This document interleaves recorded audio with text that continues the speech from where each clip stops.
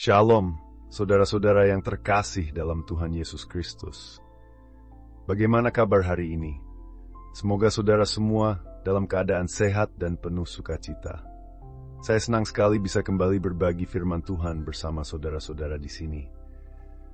Hari ini kita akan merenungkan bersama sebuah topik yang relevan dengan kehidupan kita sehari-hari, yang pastinya banyak dari kita sering berpikir tentangnya, yaitu masa depan ada di tangannya. Mungkin saat ini saudara merasa cemas, takut, atau bahkan bingung tentang masa depan. Mungkin ada banyak hal yang belum jelas di depan sana, keputusan besar yang harus diambil, tantangan hidup yang belum terjawab, atau bahkan rasa takut akan kegagalan yang bisa menghantui kita. Tetapi ada kabar baik yang Tuhan ingin sampaikan kepada kita hari ini, yaitu bahwa masa depan kita benar-benar ada di tangan Tuhan. Tidak ada yang perlu kita takutkan, karena Tuhan sudah merencanakan yang terbaik bagi kita.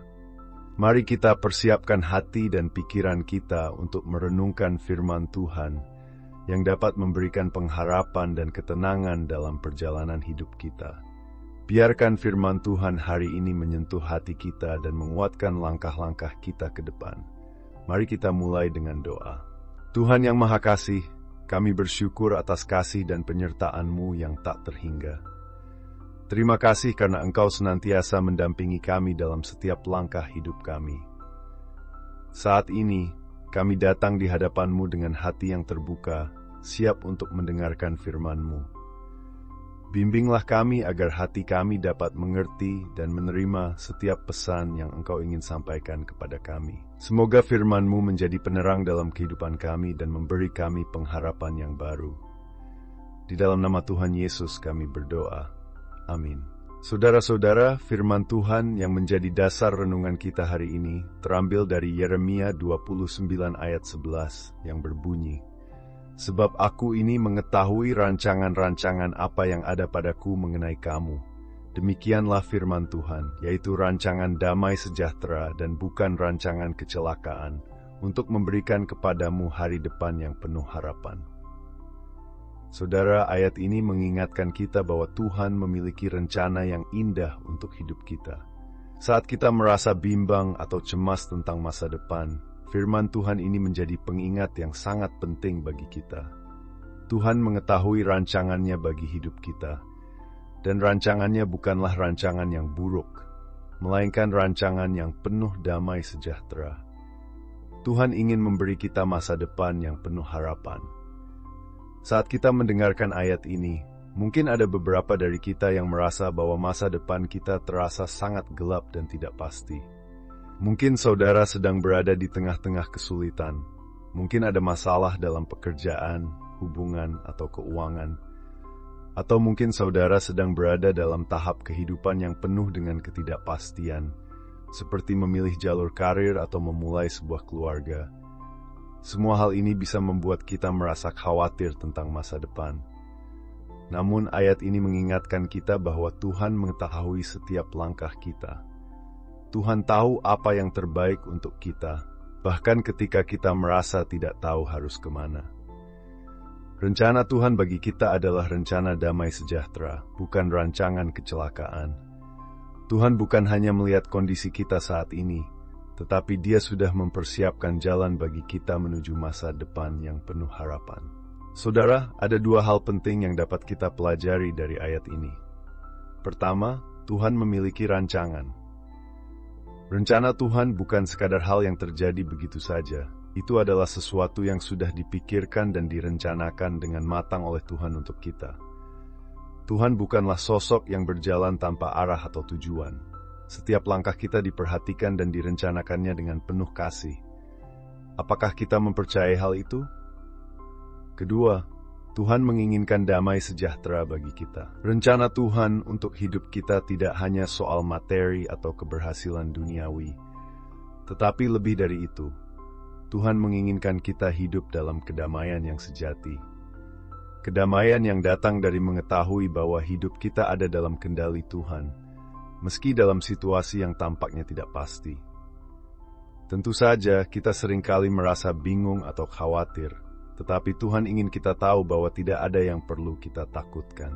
Tuhan sudah memiliki rencana yang indah dan penuh pengharapan untuk kita. Kita bisa tidur dengan tenang, bahkan di tengah badai kehidupan, karena kita tahu bahwa masa depan kita ada di tangan Tuhan yang penuh kasih. Mari kita merenungkan hal ini. Apakah saudara sudah sepenuhnya menyerahkan hidup dan masa depan saudara kepada Tuhan? Atau apakah masih ada area dalam hidup saudara yang saudara pegang kuat, merasa takut atau ragu untuk menyerahkannya sepenuhnya kepadanya? Tuhan mengajak kita untuk mempercayakan hidup kita sepenuhnya kepadanya. Karena hanya dengan demikian kita dapat mengalami kedamaian yang sejati. Saudara-saudara, firman Tuhan hari ini sesuai untuk kehidupan kita sehari-hari. Bagaimana kita dapat menerapkan prinsip ini dalam kehidupan kita? Mari kita lihat beberapa contoh yang mungkin saudara alami dalam hidup sehari-hari. Bayangkan saudara sedang berada dalam fase hidup yang penuh dengan pilihan dan tantangan. Misalnya, saudara baru saja lulus dari perguruan tinggi dan sedang bingung memilih pekerjaan yang tepat. Atau mungkin saudara sedang berada dalam hubungan yang penuh dengan ketidakpastian. Dan saudara bertanya-tanya apakah ini adalah langkah yang benar. Dalam situasi seperti ini, kita seringkali merasa terombang-ambing dan khawatir dengan masa depan kita. Namun, jika kita mengingat bahwa Tuhan sudah merencanakan masa depan kita dan bahwa rancangannya adalah damai sejahtera, kita dapat merasa tenang.